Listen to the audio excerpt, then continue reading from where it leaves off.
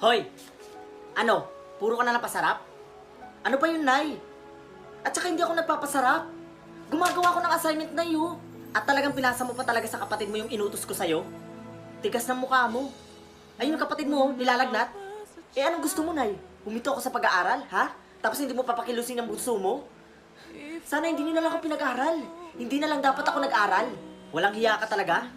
Sana, Nay, ginawa niyo na lang akong katulong.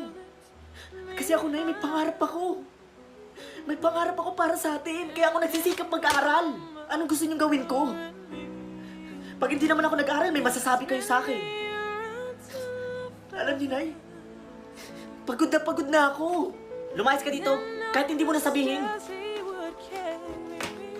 Lalayas ka? Sige, lumayas ka. Huwag ka nang babalik dito, sinasabi ko sa'yo. Alis talaga.